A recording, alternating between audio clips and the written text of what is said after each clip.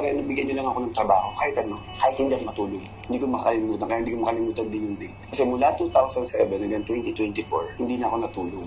Ibig sabihin yung blessing na dumating sa buhay ko nagdire-diretso. At hindi siya blessing na binigay. Kasi ang tagal kong hinihintay yung pagkakataon na magkaroon ng totoong hanap buhay. Kasi dati waiter ako, endo, ganyan, trabaho sa hotel, endo, racket dito, ganyan, tas wala, ganyan. Ako sa dati seaman. Tapos gusto ko magtrabaho abroad. Kasi sabi ko, doon ko makikita yung totoong buhay, yung totoong trabaho, yung mabubuhay ko yung pamilya ko. Hindi ako pinagpala kasi hindi pala parang Amerika yung Canada na pwede ka mag-TNT. Bumalik ako ng Pilipinas. Noong 2007, nung nabigyan ako ng pagkakataon, nagdire-diretso na yung opportunity na dumating sa buhay ko from the indie, na sabi ko nga from 3 hanggang 4 na pelikula ang ginagawa ko dun sa isang buwan. Umabot ako sa point na nagpunta ako ng location kasi segue ako from taping to indie. Pagpunta ko dun sa location, pausap-usap dahil nakapatay yung kotse ko naman. Pagbukas dahil nga sayang yung gas. Pagtawag ko, direct, alas 10 ng maga. Direct, asan na po kayo? Sabi ko, nandito po ako sa location kayo. Ha? Wala naman tayong shooting ha. Ibig sabihin ganun na ako kalos dahil nga sobrang rat-rat, sobrang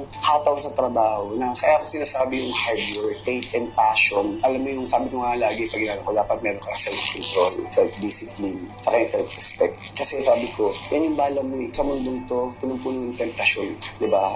Ang kamalian, pagkakamali, nandyan, tukso, sabi ko ganun. Pag hindi mo alam i-manage yan at hindi mo alam labanan yan, kontrolin yan, doon kang maliligaw. Hindi ko naman sa inaano, sabi ko nga wala naman taong perfecto, pero ako, sabi ko, ang isa sa mga sikreto ko, kaya kahit paano nakakaiwas ako, bukod sa faith sa God, talagang inaano ko is family. Kaya sobra ako talaga sa pamilya. Kasi sabi ko nga, kung iniisip ko yung sarili ko, I'm sure hindi ibibigay sa akin ni God to eh. Kasi alam niyo na, bibigay niya lang yung tama para sa'yo. O baka pag lumagpas doon, luho na yun. Kasi sa dami ko rin na tinutulungan sa pamilya ko. Kasi aminin ko na, sa posisyon ko ngayon, sa ginagawa ko ngayong show, pwede lumaki ang ulo ko. Pero sabi ko, hindi yun ang pinagmulan ko eh. Sabi ko nga ganun, kung ba't ako masungit, ba't ako maiklit, corny man, may gusto kong may gusto kong mangyari. Siyempre, masyado ng kalat sa marami na matulungin ka. Yung iba iniisip nila, kailan o tatakbo ba sa politics someday si Coco? Alam mo ba dati, tayong 2 days pa. May nagpunta sa bahay namin. Wala pa nagsisimula kontrabida nga ako dun. Pinalok na ako kaya tatakbo ko ng konsehal. Doon sa lugar namin sa Novaliches. Hindi ko talaga siya Tapos one time, probinsyano, nagiinuman kami tatay ko, mga kapatid ko. Sabi sa akin ng tatay ko, huwag na huwag mong papasukin ng politika. Kasi lahat ng mga taong nagmamahal at tumahanga sa iyo. Ngayon, kapag tumakbo ka sa politika, lahat yung mumurahin ka. Ganun lang kasi yung sinabi niya sa akin, pero tumatak sa akin. Kasi bira magsalita tatay ko. Kasi tatay ko nga, lumaki kami magkakahiwalay. Kasi sinabi niya sa akin, doon yung pinapakita sa akin yung concern niya. Kasi iba rin yung pakiramdam na, anak ko, politician. Anak ko, ganyan, diba? Hindi. Iniingatan niya ako kasi alam niya rin ako, kilala niya rin ako bilang tao kasi napaka-private kong tao.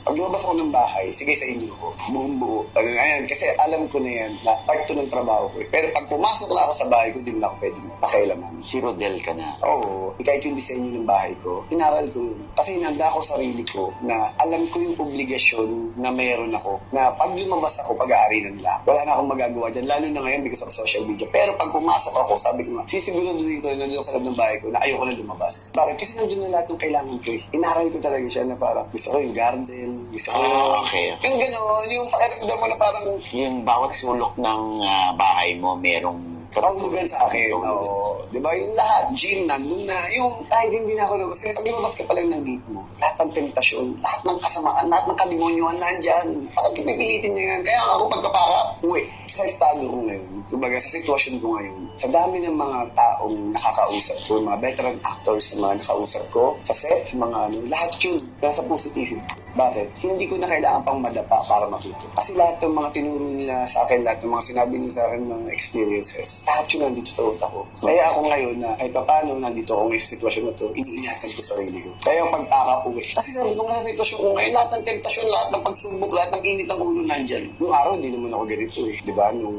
nasa India ko, gimmick, kung saan. Pero pag tumatanda ka na, yung tinatawag mo wisdom, siguro yung marami ka na, punong-puno ka na. Nakikita mo ng DN pa na, iwas ka na lang. Totoo yun. Diba? Totoo yun. Huwag mo nang salubungin kasi baka mamaya doon ka pa matalisod eh. Kumbaga alam mo na mapoprovoke eh. Alam mo na merong mga temptasyon dyan eh. Sinubukan mo pa. Tinikman mo pa. Alam mo na nga lason.